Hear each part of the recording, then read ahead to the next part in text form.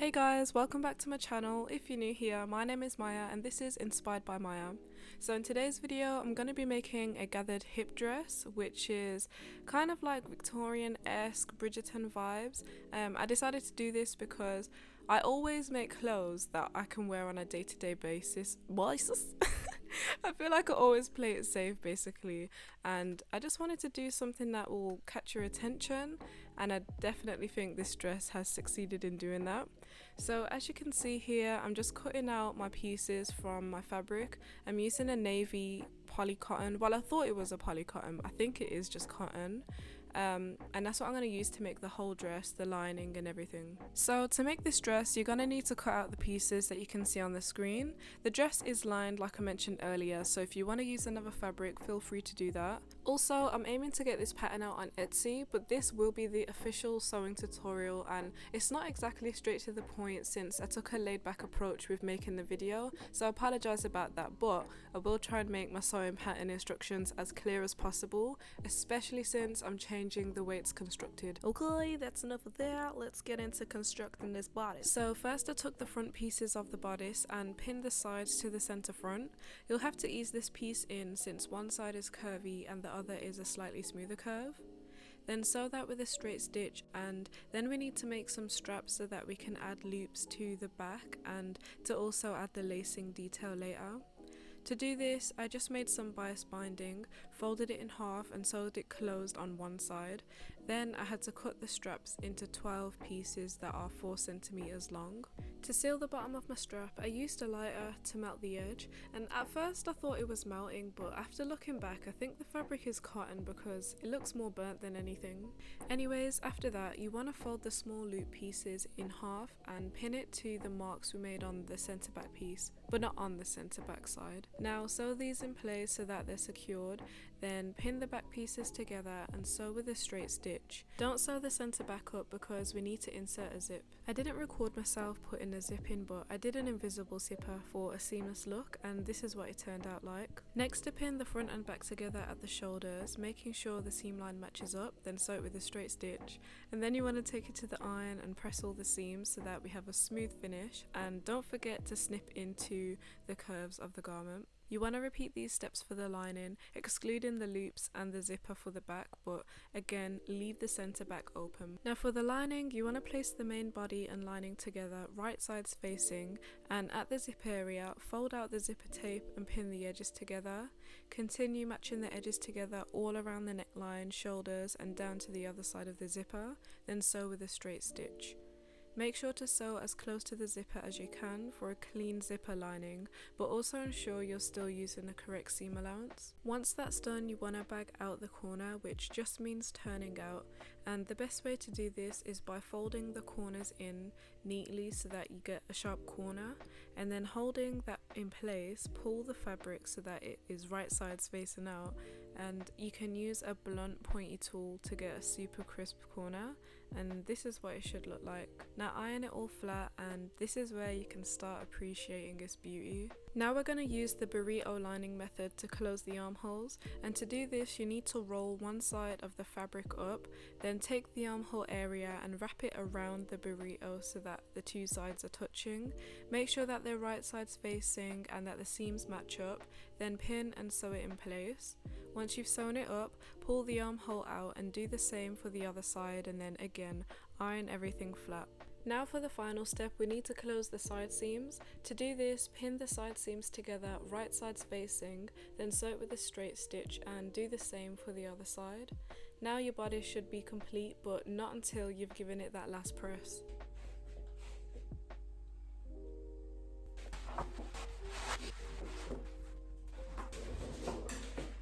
So now I need to attach the skirt to the top, but obviously I've got this little zip thing where the zip comes all the way down here, but the top don't come all the way down there. So I'm trying to think, somehow I'm going to have to stitch the skirt edge onto here. Shouldn't be that hard.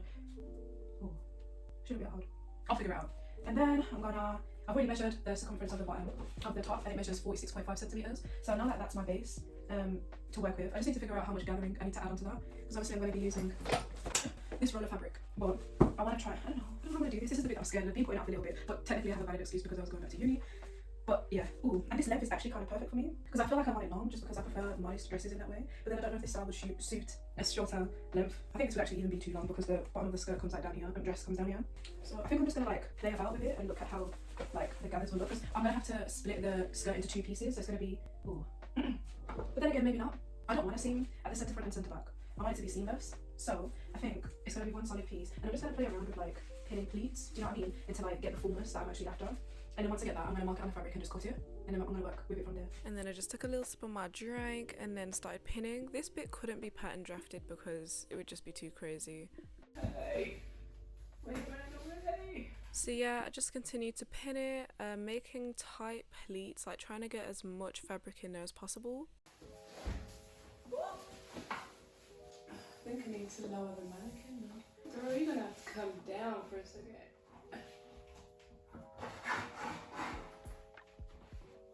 So I think I'm only gonna do this to half of the mannequin, and then I'm gonna like mark where that is, extend it out, and then just fold it so that I duplicate the same amount of fabric. I might even add a little bit more, do you know what I mean? I think I want it to be more voluminous than this actually, because this is lacking a bit. Could wear a petticoat underneath to make it puff out more, but I feel like that's big. Like, I just want it to be big on its own. Wow, this is gonna look so good. So the thing that makes this dress a little bit harder to put together is the fact that it has those hip lines, like the star lines. It goes really high, so it's not just as simple as gathering a straight piece of fabric. We need to visualize what it's gonna look like on a person. Yay! I like that. I like that. That gather that it has is nice. I think I'm still gonna add a little bit more when I expand this whole piece. But this is nice. This is obviously flattened because it doesn't fit my mannequin. She ain't got the hips like I do. Anyways, so it'll be more out and like all good. I think I'm gonna add like a meter extra just to make sure that it's full. So that's where my marking is. Now I'm gonna take all of this off, and then I'm gonna fold the fabric on this mark so that I get a duplicate of that amount, and then I'll be ready to try and understand how to stitch it onto the skirt.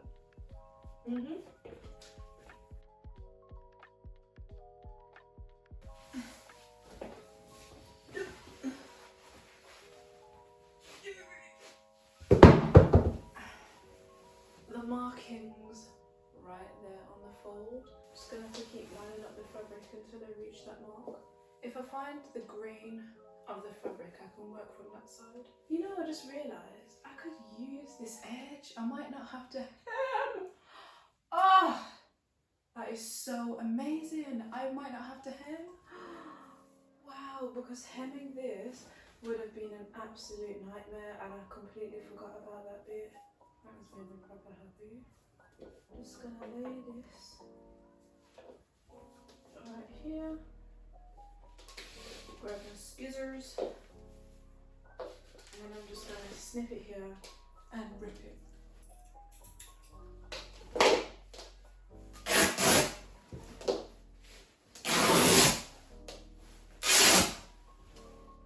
Nice. This will be the centre back, the 2 openings. And then I want to find the middle point because that's going to be the front of the dress. So if that wasn't clear enough, I'm basically just folding the fabric in half, finding the middle point and marking it. Oh my gosh, all my excitement just went because I realised that I can't use that hem since the dress of the length of the dress won't be even if I use that hem. I'm going to have to cut it to make it even because of the hip cuts. And now I'm sad because I got so much hemming to do. I think I'm just going to start the gathering process, and I'm probably going to use my industrial sewing machine because it just goes a lot faster. But that is all the thread I have left. This is it, and I'm thinking I'm going to have to change the thread just because I don't want to risk running out of that. So I'm probably just going to use my black thread for these. So let's get going.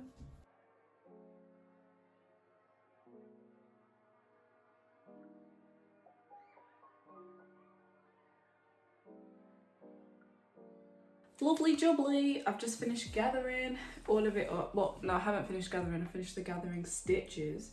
I can't find the middle mark anymore. Like the chalk has rubbed off, so I'm just trying to find it now and just make that line super clear, because if I don't have that line, oh my gosh, it's gonna be a little bit difficult. And that's because we just want the gathering, I can't find it. We want the gathering to be evenly distributed around the dress, otherwise it's just gonna look really weird. You don't want one side to be bigger than the other. We want consistency and quality around here. So that's what we're going to do. So yeah, let me find this. So I marked another line. I did it all the way down the center front this time, just so I don't lose it. But now I think I'm gonna start gathering it to this to the top, and then I'm just gonna figure out how I do this zip business, because I just don't know. With me in the moment, trust me, I know how you feel right now. Baby, that's just what it is right now. So my plan is to gather all of one side towards the center mark that I made, and then gather the other side towards the center mark that I made, just to make it easier for myself. So to do my gathering stitches, I just sewed 2 lines that were parallel to each other on the top of the fabric with the longest length stitch I have on my machine, and then you want to pull on either the top 2 or the bottom 2 threads only and just gather it up. Looking good. The gathering process is going to take a bit of time, so I suggest putting on something to watch or listen to music like I am, and take your time, pull gently, don't be forceful. Oh no! Oh my god!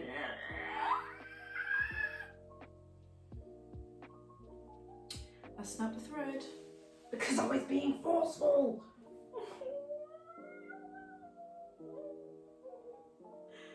Ugh, it's so irritating. I thought I wasn't being heavy-handed, but I was singing a tune and I was getting a bit too into it. So that's probably why that happened.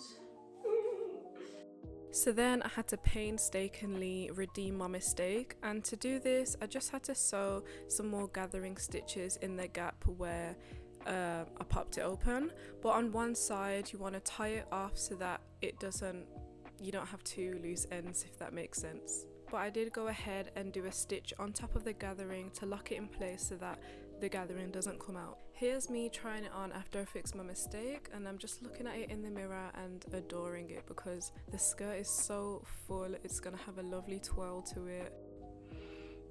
I'm gonna be so real with you guys. It is 6:15 and I only just made myself look decent so I could record this, but I'm still in my gown. I put off doing the skirt because I was like, I don't know what I'm gonna do.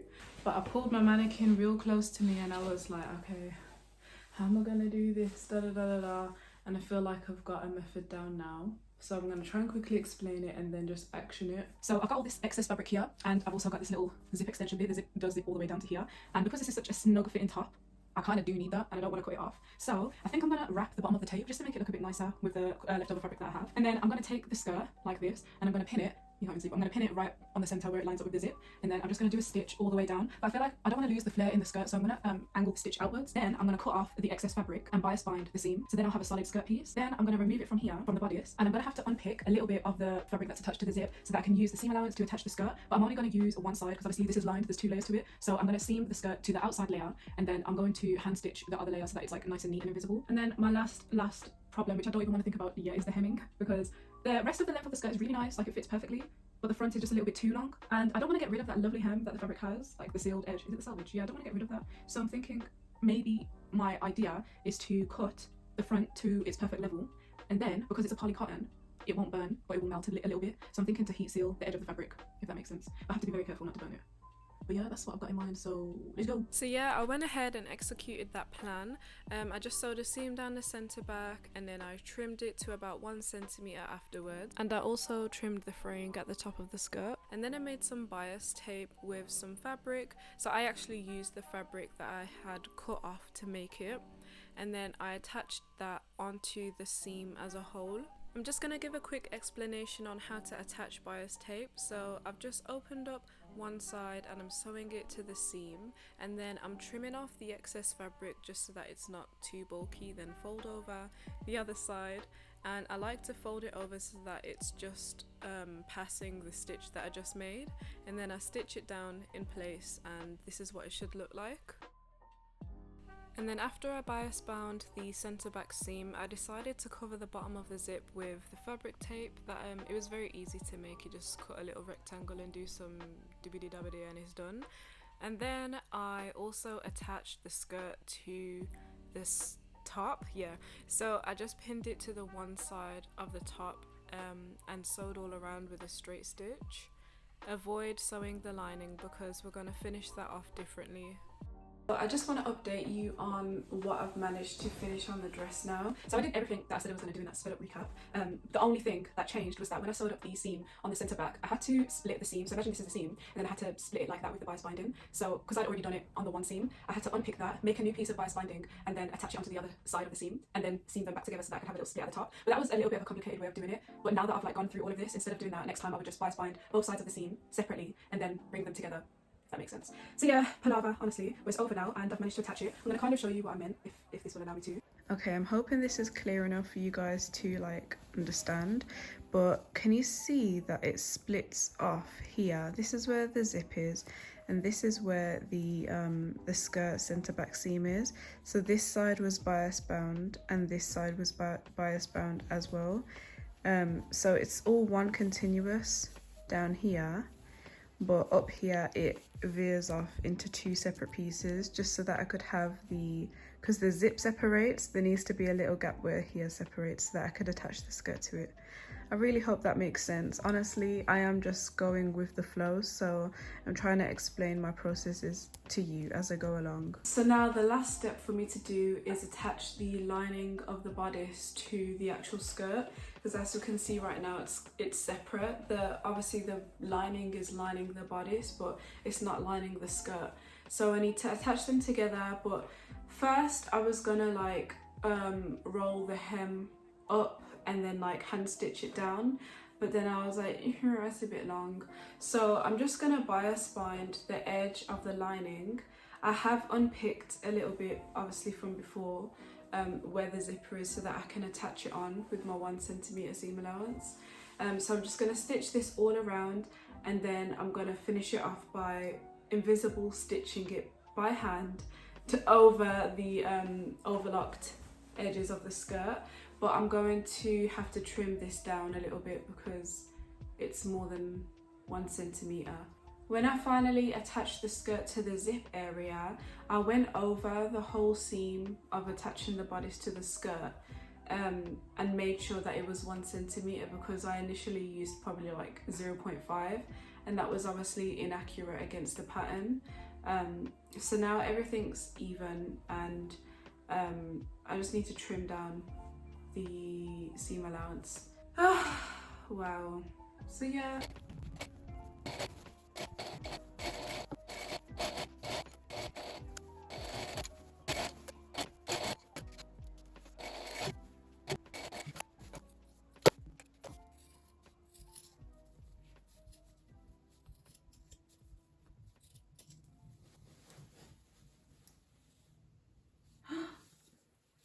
I'm gonna cry.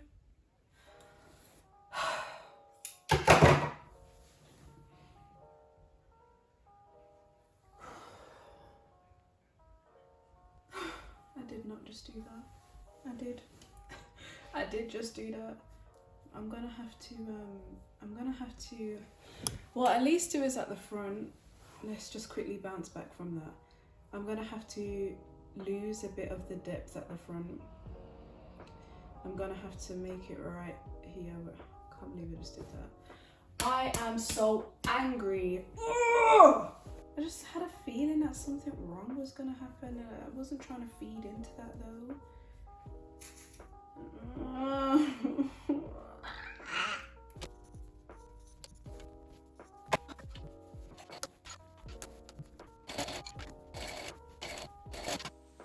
I managed to save it, but I lost some of the elongatedness that we had going on here, and I feel sick. I feel sick to my stomach. So I just can't believe that happened, like, but I'm glad that I was able to resolve it at the same time. Just, gosh, man, gosh, just be careful in the future. Now I'm gonna finish the bias binding. I'm gonna continue to carefully trim, and I think I'm gonna trim where I can see the bodice, because that's another thing. I was trimming on the side where the gathering is, so I couldn't actually see the back. So I think I'm gonna trim on that side.